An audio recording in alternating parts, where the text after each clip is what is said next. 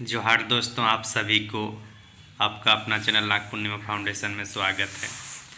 आज की इस वीडियो में हम लोग माया सभ्यता के बारे में कुछ जानकारी साझा करेंगे। माया सभ्यता ये अभी के लैटिन अमेरिका यानी एल साल्वाडोर, होंडुरस, गुआटेमाला ये सब क्षेत्रों में जो सभ्यताएं आपका 500 ईसा पूर्व से लेकर 1000 ईसू के बीच जो सभ्यताएं बनी थी उन्हीं को माया सभ्यता के बारे में या माया सभ्यता के रूप में जाना जाता है।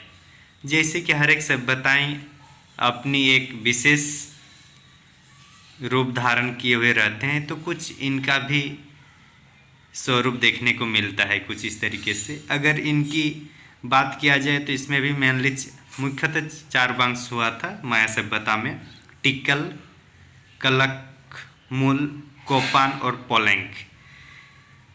यहाँ भी अगर इनकी बस्ती निर्माण के बारे में अगर देखा जाए और यहाँ पे भी अगर वर्ण भेद या फिर जैसे कि शोषण और शोषित पीड़ित की बात किया जाए तो जैसे भारत में भी वर्ण व्यवस्था के तहत सबसे ज़्यादा शूद्रों को शोषण होना पड़ा, उसी तरीके से यहाँ पे भी जो निचले तबके के लोग थे उन्हें सबसे ज़्यादा परेशानी हुई है। और यहाँ भारत के जितना था उससे भी ज़्यादा ऐसा मालूम होने पड़ता है। तो ये आगे हम लोग चर्चा करेंगे आखिर कैसे शोषण ज़्यादा होता था। अगर बस्तियाँ और स्थापत्य की बात किया जाए तो यहाँ पे जैसे कि सबसे अगर प्रमुख विशेषताएं माया सभ्यता की थी तो है कि गारा जो मिट्टी की घोल घोल के जो बनाया जाता है, गांव साइड में पहले बनाए जाते थे, अभी तो सीमेंट ने उसका स्थान ले लिया। तो मिट्टी को घोल के जो बनाया जाता था गारा, चूना और टोडा मेहराब का प्रयोग इन सभ्यता की सबसे बड़ी विशेषताएं थी। घर जनरली मिट्टी की बनी होती थी, इसमें कोई दिक्कत नहीं है, जो बाकी सभी में था उसी टाइप से।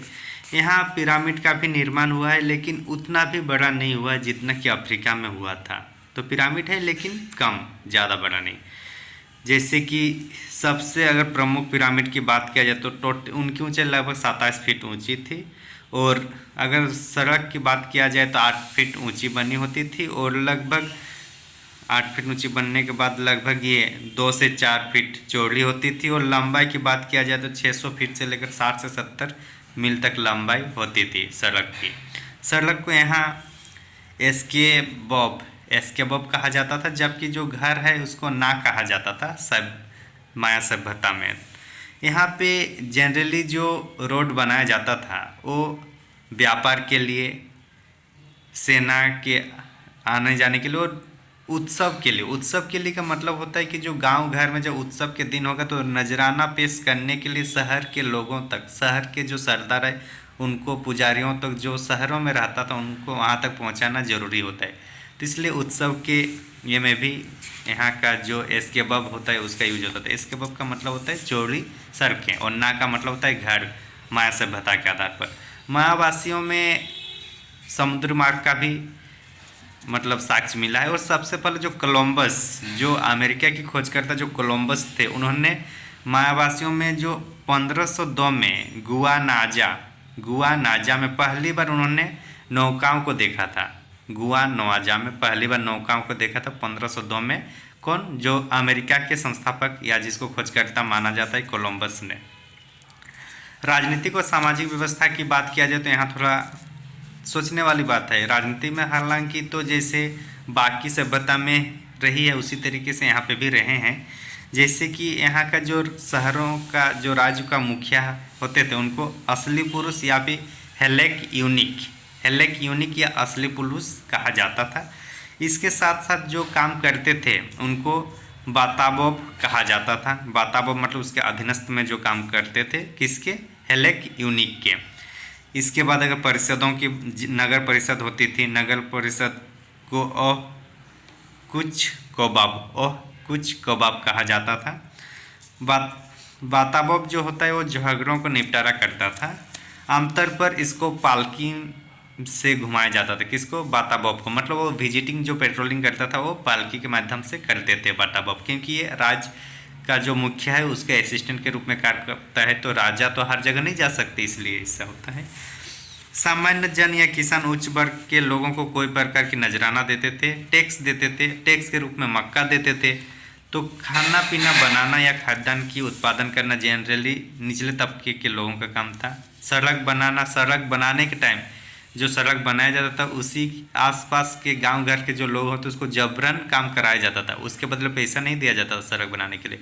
बड़े बड़े घर मकान बनाने के लिए, मंदिर बनाने के लिए उसमें भी पैसा नहीं दी जाती थी, उनको मजदूरों को जबरन काम करवाया जाता था। मतलब शोषण पूरी तरीके से निचले तबकों में होता था। अगर ज़्यादा पैसा होगा तो भी देना है, टैक्स के रूप में देना है। राजा, वहाँ के जो हुलुक यूनिट है उनको नजराना देने पड़ते थे, बाकावक को है उनको देना पड़ते थे। इस तरीके से वो लोग को नजराना देना ही पड़ता था निचले तबके के लोगों को। यहाँ तक कि अगर घर बना रहे तो उसका भी जो बड़े बड़े अधिकारी उसको जो घर बनाया जाता है उसके घर बनाने के लिए भी इनको जबरन काम कराया जाता था, इसको उसके बदले पैसा नहीं मिलते थे। यहाँ तक कि अगर राजा लोगों के या छोटे छोटे अधिकारियों या मतलब जनरली 4 लोगों ने बहुत तरीके से शोषण किए हैं यहाँ के लोगों को, निचले तबकों के लोगों को। राजा जो हुलुक नेक है, सैनिक, असैनिक और पुजारी, ये चारों ने मिलकर पूरी तरीके से शोषण किया है समाज के निचले तबकों को।